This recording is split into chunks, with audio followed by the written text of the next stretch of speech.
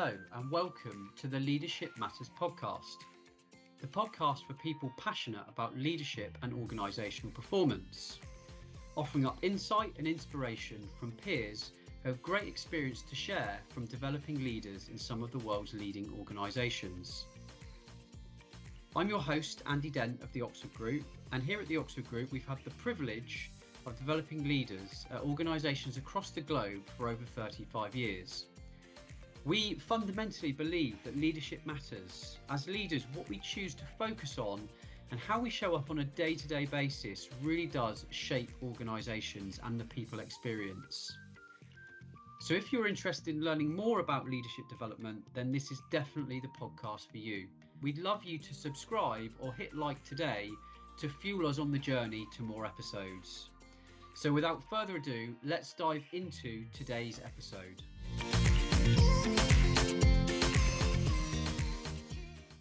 Hello and welcome to the Leadership Matters podcast. Today I'm absolutely delighted to have Peter Coates with us. Peter is from Legal & General and is the Group Protection Academy Manager. And also, Peter is a member of the City and Guilds Council. And many of you will know that the Oxford Group are a City and Guilds business, so there's a really nice link there. Peter and I have known each other for about 5 years, having worked on a few different projects over the years. So I'm really looking forward to digging into some of the back catalogue, which I probably haven't heard. So welcome, Peter. Thank you very much. Nice to be here, Andy. Fab. Okay, so let's kick off like we always do in terms of sharing where your passion for learning and development and specifically how that led into kind of leadership development grew from. Yeah, so for me, my grandmother and my mother were both teachers. So I thought it was an absolutely natural thing to get into teaching. So I joined the police force and became a police officer. So I was a police officer for 30 years and thoroughly enjoyed that career. And I guess it was about halfway through my service that I got really interested in training. Picked up a City and Guilds qualification as it happens, and then a degree in education, lots of other awards. And what I really loved, and I guess the passion that I've got, came from training trainers. You know, from getting people that were doing a job in one aspect of policing or another, and then giving them the skills that they could then communicate and train other people in our organisation. So that was my background. I think that's where the interest has come from, sort of practical application of skills and a bit of academic thinking about what education and training is all about. And then in the last 10 years, I've been working for Legal & General. So a great journey for me in realising that I had a set of transferable skills that I could move from one environment in the public sector into the private sector. And I'm working now with a small team in our group protection business at Legal & General, which is part of our retail division. We provide the benefits to employees that you get when times are pretty tough. You fall back on these benefits, and our little business is responsible for providing those benefits to employees across the UK. So it's been transformed over the last sort of 6 or 7 years, and it's a great little business to work with. It's about just under 400 strong in terms of staff numbers, and I think one of the things that I recognised was that we could introduce automation. We could change our processes, we could improve our proposition, all of the things that we've done. But actually we needed to bring the people with us on that journey as well. And I think that's where I've been able to, and my team have been able to add a lot of value. And obviously that's where we had conversations as well, Andy, around how you could help us on that journey as well. So passion for leadership development, I guess, has been a relatively recent part of my career. My true passion, I think, is in terms of learning and development. But put those two things together, and I guess that's the thing that really inspires me. Yeah, I always think whenever I speak with you, Pete, you're really grounded in terms of how the learning and development environment fits with leadership development. It feels very coherent, and you're kind of joining up that whole ecosystem. And what I always think is really nice, because you've got the 400 people that you serve and look after, you're really tuned in to the needs of the business. I think whenever I speak to you, I'm always thinking you always lead with the strategy, and I'm maybe stealing some of your thunder, so apologies for that. And you kind of then bring in the interventions that fuel that strategy, which just for me is the right way to go about it. So just cool. Yeah, look, I love being embedded in an organisation where I can provide real value, and I think that's the advantage I've got over perhaps a consultant that comes in and does something very exceptional for a day.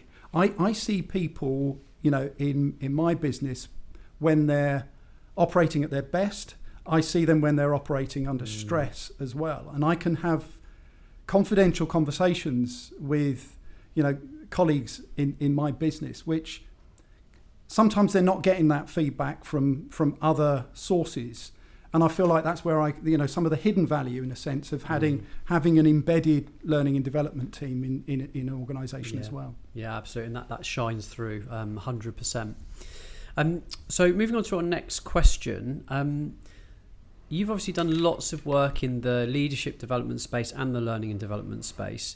I'm really interested to shine a light on the things that you think have shifted behaviour.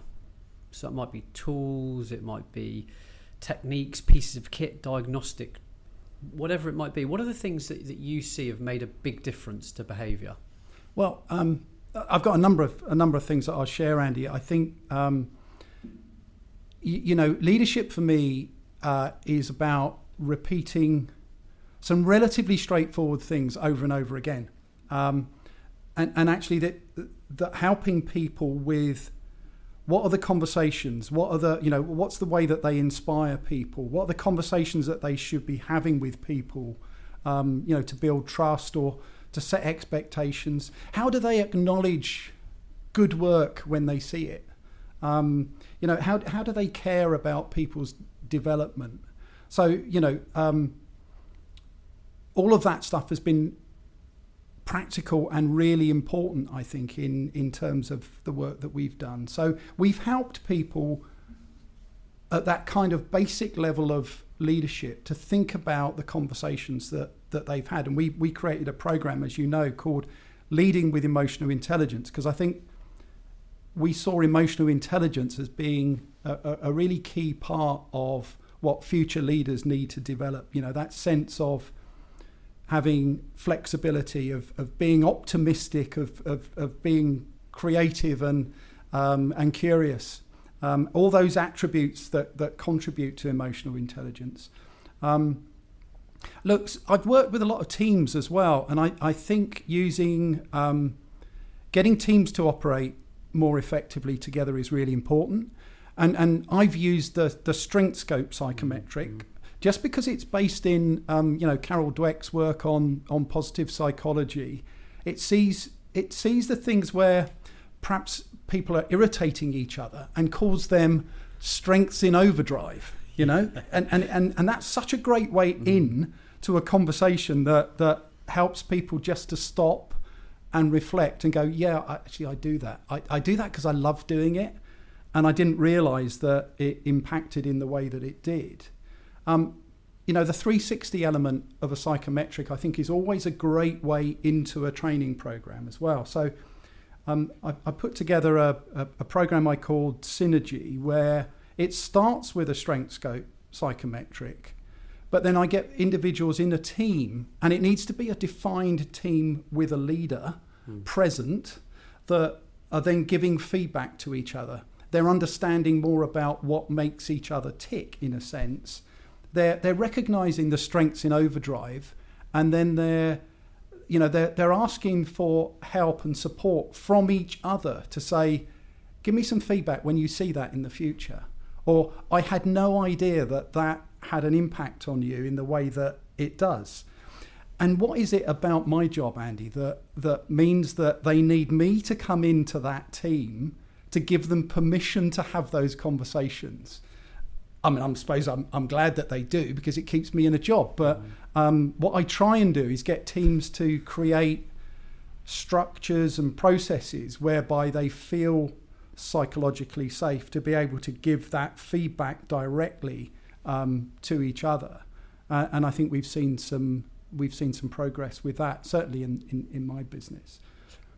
I think the other thing that I do is to use something that I used to do when I was a police trainer.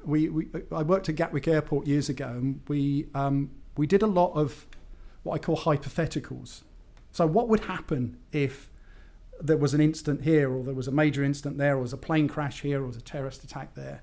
And we'd get people from the ambulance and the fire and all the different agencies together, get them in a room and talk through a scenario. And what I've done is I've lifted that theory and dropped it into what are the scenarios, what are the things in business that we need to really think about. So yeah, I did one on decision making.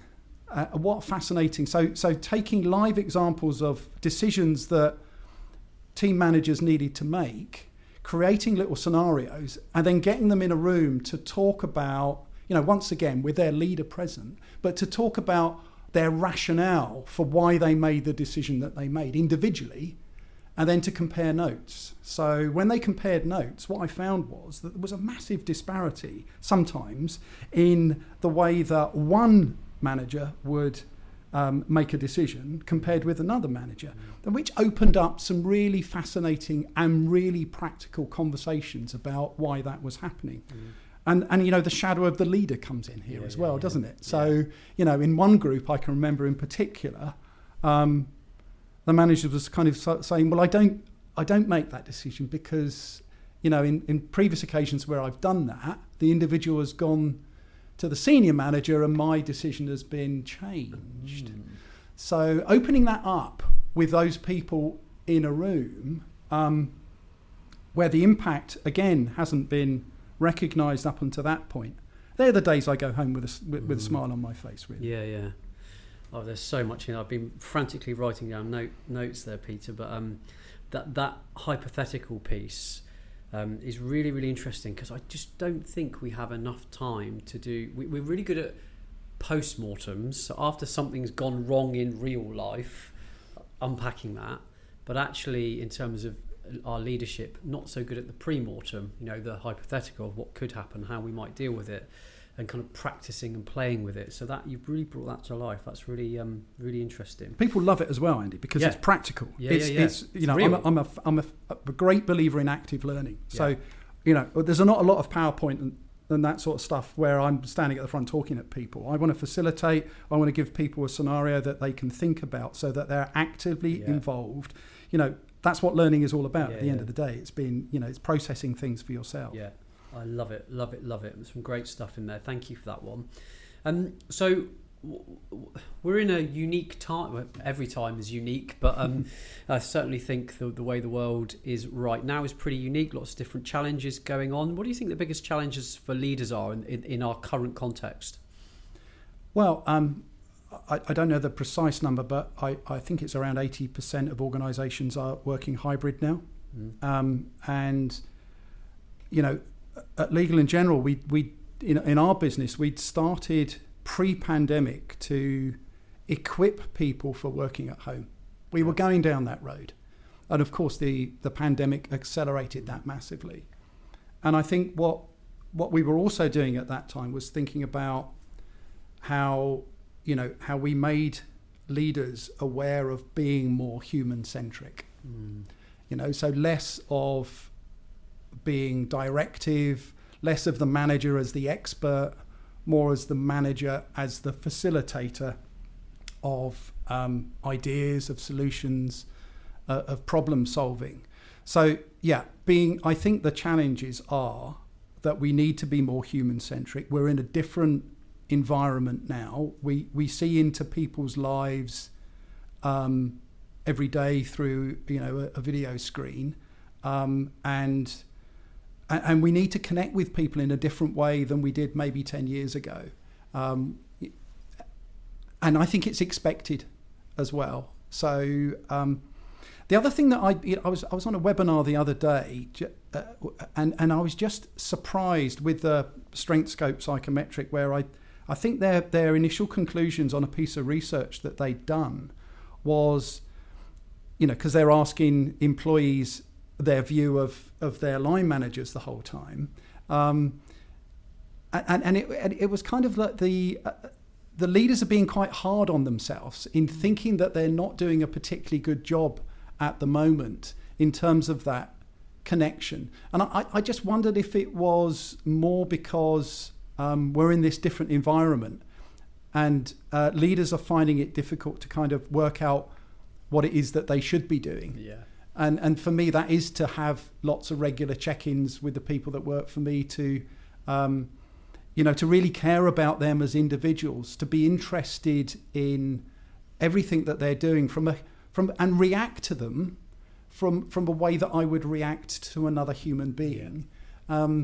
And if sometimes that rubs us up against an organisational process or policy, then for me, it's so be it. Let's just challenge some of that stuff and say, was that right 10 years ago, but it's not right now? Yeah. And all organisations need policies and processes. Yeah, I recognise that, but I think we are in a different world now. So, creating trusting relationships, inspiring people that work for us, I think they're the challenges for us going forward. And then perhaps just another one, the opportunity that we've got from different generations working together. We're obviously got generation X, Y, Z in the workforce now. And actually people at the cusps of those generations have got a fantastic opportunity to help us bridge and for us to understand, for me perhaps to understand why someone would want to be on their mobile phone quite so much as they actually are, because that's not something that drives me, but I'm perhaps that's, I think I need to understand, we need to understand each other in the various generations. I think that's probably the conclusion. And I think that is a challenge still. Yeah, I agree. Because it creates stresses and tensions in organisations that don't need to be there. No, I'm with you.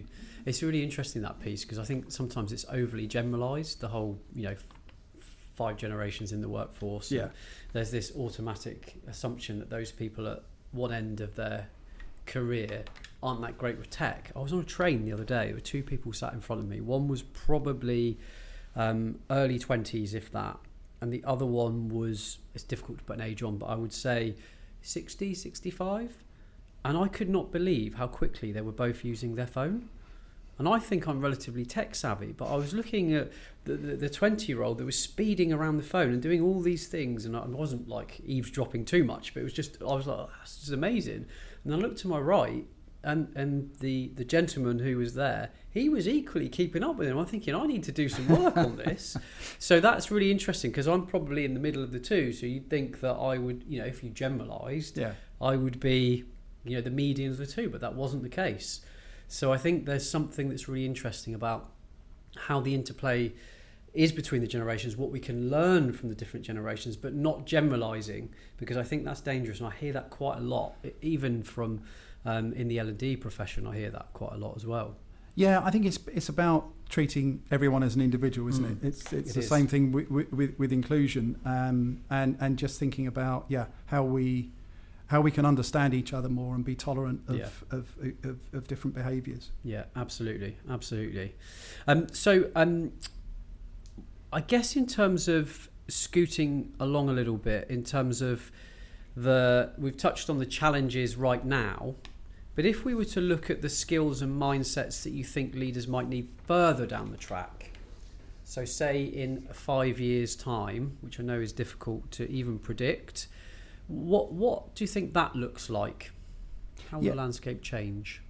Yeah, so I reflect what's happening in my business. So an agile mindset. So the thinking around agile as being a project methodology. Actually turning that into a leadership and an organisational methodology really is where are we curious? how many questions do we ask about things? Do we just come in and do the tasks, do the process, or actually are we coming up with ideas for improving things? Are we putting the customer at the heart of what we do? Are we transparent? So in most organisations, Andy, you're going to have different departments, aren't you? And in mine, I've got there's 4.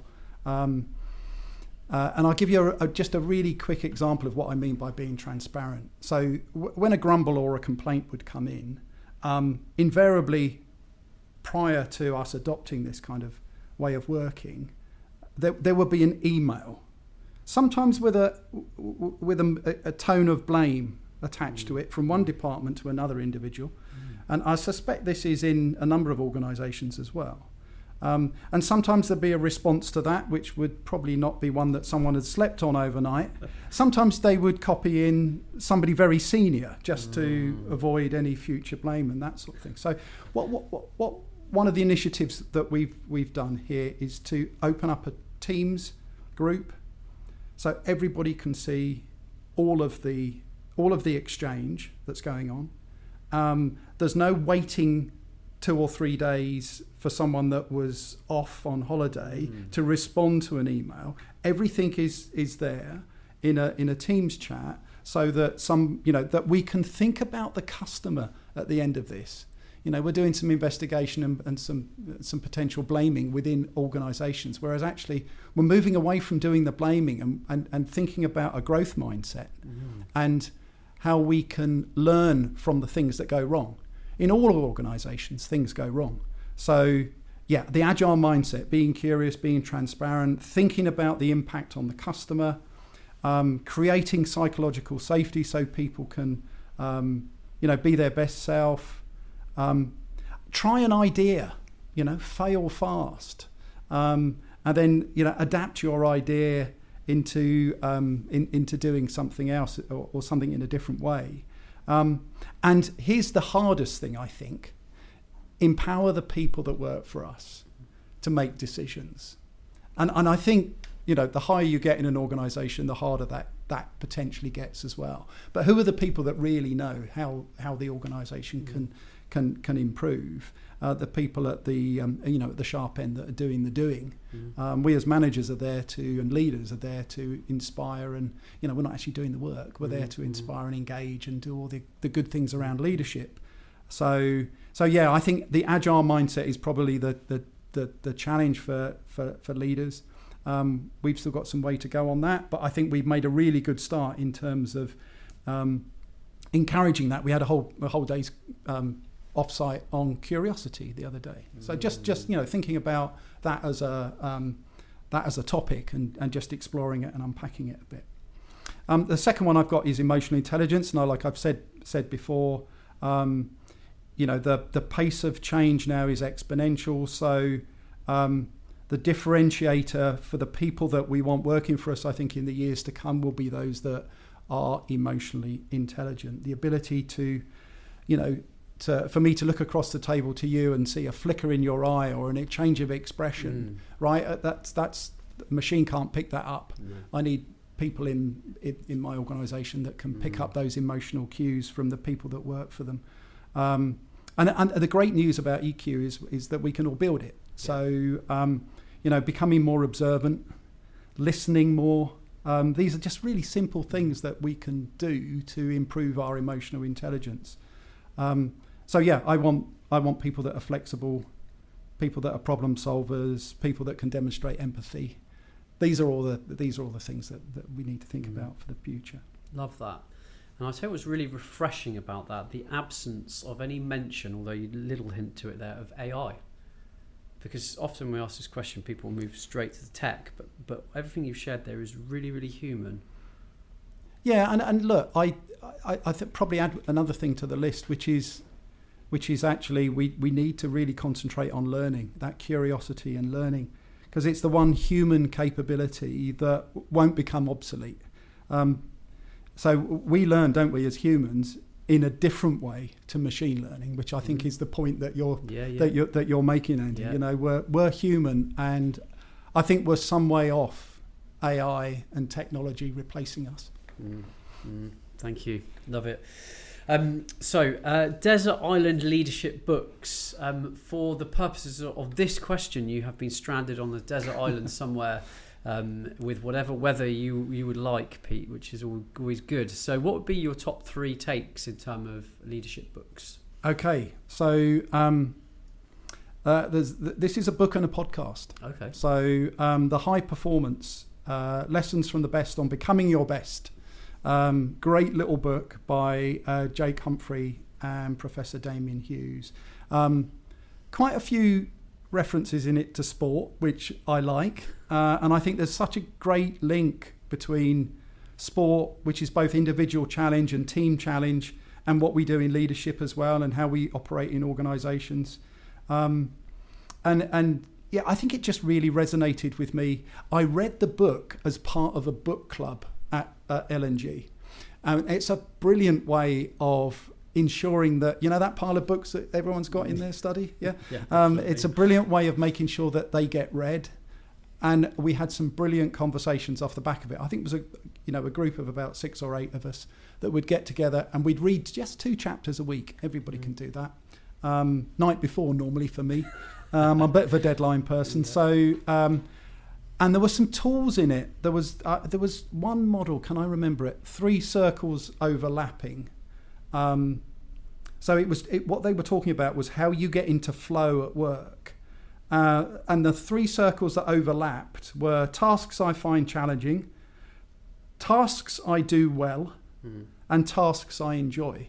And it was just a great little model for me in one-to-one coaching conversations to use to get people to understand where are they in flow. Well, they're in flow where they're doing the things that they really love doing, their strengths, and the opportunities, where are the opportunities to do more of that sort of stuff. So, yeah, that's my first one. Anything by Matthew Said. Yeah. So Black Box Thinking or Rebel Ideas, I know that's 2, but I think both of them are fantastic books. And I was listening to Sideways on Radio 4 yesterday, I think. So I'm a big fan of Matthew Said. I think he's great. And the last one is more of an L&D learned a book than a leadership book. Learning Theory Simplified by a guy called Bob Bates. Now, what I like about this book is there's 130 theories from great thinkers, but they're just in bullet points and it's just on 2 pages.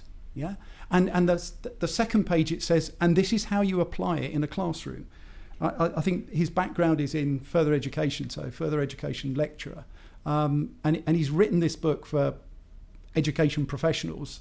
But there's some great theories, many that you'll know, and every now and again I'll look through it for a bit of inspiration on something that I can just drop into one of the sessions that I'm designing or putting together. So, yeah.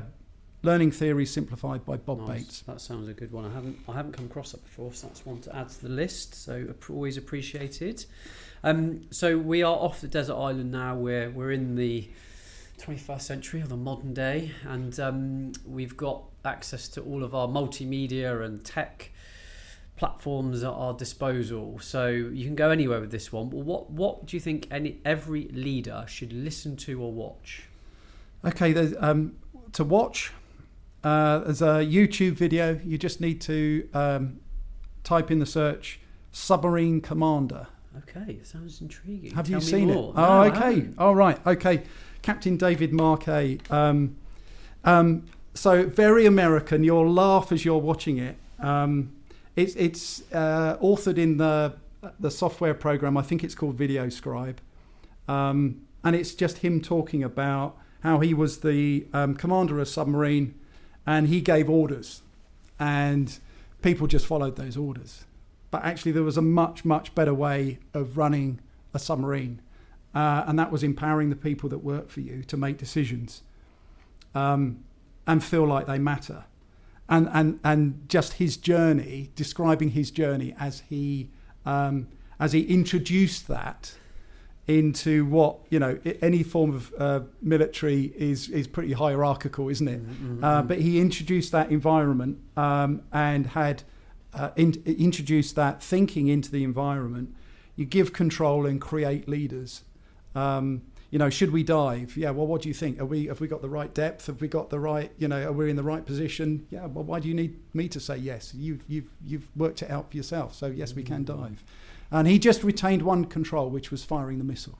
That was the only decision that he was, in the end, that he was making. Everybody else was kind of, they knew the purpose, where they were going and all the rest of it. But just have a look at it, because you'll get from it something that you'll reflect on in terms of your own leadership and take something from it, and you'll have a bit of fun as well as you watch it, and then listen to it. I've already referenced this, but I do love the High Performance podcast.